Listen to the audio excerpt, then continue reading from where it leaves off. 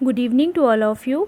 जैसा कि आपको पता है कि हम MPPSC 2024 के नए सिलेबस के अकॉर्डिंग जो भी यूनिट 1 में जो नए टॉपिक ऐड हुए हैं हम उन पर डिस्कस कर रहे हैं, जिसमें मैंने आपको पिछली क्लासेस में कुछ टॉपिक्स कंप्लीट करवाए हैं। आई होप वो आपने ज़रूर देखे होंगे। अगर आपने नहीं देखे हैं तो आप मेरे चैनल पर जाकर इन क्लासेस को ज़रूर देख लें, क्योंकि जो भी वहाँ पर मैंने क्लासेस कराई हैं बहुत ही कम समय में आपको बहुत ज़्यादा फैक्ट कंप्लीट कराने की कोशिश करी है, और जो भी फैक्ट है वो एग्ज़ाम पॉइंट ऑफ व्यू से बहुत ही इम्पॉर्टेंट रहने वाले हैं। तो चलिए आज हम अपना नया टॉपिक स्टार्ट करते हैं। आरण्यक। आरण्यक का अर्थ क्या होता है? तो आरण्यक का अर्थ होता है वन से संबंध। क्या होता है? वन से संबंध, अर्थात जो अरण्य में पढ़ाए या पढ़ाया जाए। अरण्य का मतलब ही क्या होता है? तो अरण्य का मतलब होता है जंगल। जंगल में जो पढ़ा या पढ़ाया जाता है, जिससे ज्ञान की प्राप्ति होती है, उसको हम क्या कहते हैं? आरण्यक ग्रंथ कहते हैं। हिंदू धर्म के पवित्रतम और सर्वोच्च ग्रंथों में वेदों का गद्य वाला खंड है। आरण्यक क्या है? हिंदू धर्म के पवित्रतम और सर्वोच्च ग्रंथों के वेदों का गद्य वाला खंड है। वैदिक संहिताओं पर जो भाष्य दिए गए हैं उसका दूसरा स्तर भी आरण्यक को माना जाता है। क्या माना जाता है? जो वैदिक संहिताएं दी गई हैं उस पर जो भाष्य है उसका दूसरा स्तर आरण्यक को माना जाता है। आरण्यक की भाषा कैसी है? तो वैदिक संस्कृति यहाँ की भाषा है। नेक्स्ट है, काल चक्र का विशद वर्णन तैत्तिरीय आरण्यक से प्राप्त होता है। कहाँ से प्राप्त होता है काल चक्र का विशद वर्णन?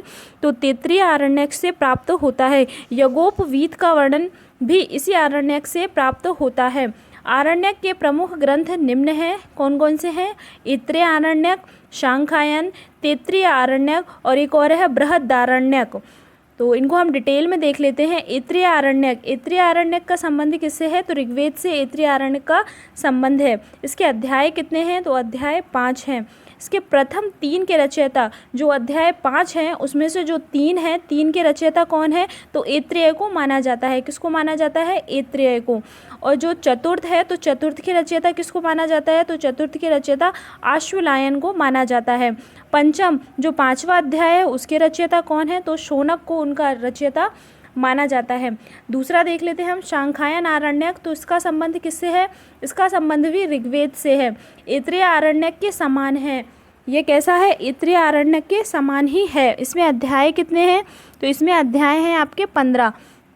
अन्य नाम, इसे हम अन्य किस नाम से जानते हैं? तो कौशितकी उपनिषद के नाम से प्रसिद्ध है। शांखायन आरण्यक का अन्य नाम क्या है? तो कौशितकी उपनिषद के नाम से भी इसे जाना जाता है। नेक्स्ट है तैत्तिरीय आरण्यक। तैत्तिरीय आरण्यक क्या है? तो 10 प्रपाठकों में विभक्त है, जिन्हें अरण कहते हैं। 10 अध्याय, प्रपाठक मतलब भी अध्याय ही होता है। कितने अध्याय में विभक्त है?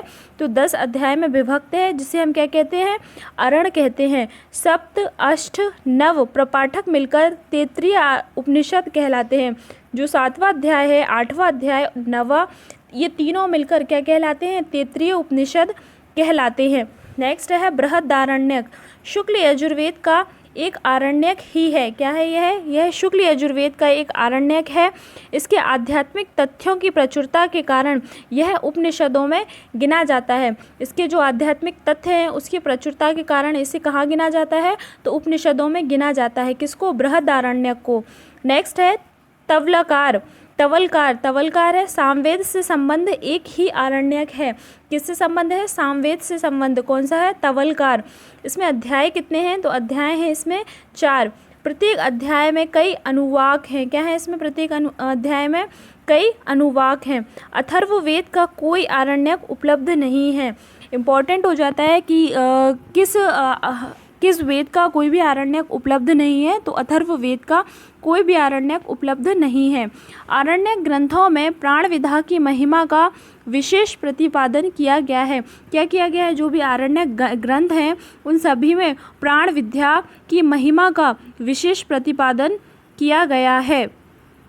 मैंने आपको आरण्यक टॉपिक से जितने भी इम्पोर्टेंट फैक्ट थे वो सारे आपको इस क्लास में कंप्लीट करवाए हैं। अगर आपको ये सेशन पसंद आता है तो हमारे चैनल को लाइक और सब्सक्राइब ज़रूर करें और हमारे चैनल पर बने रहें। Thank you.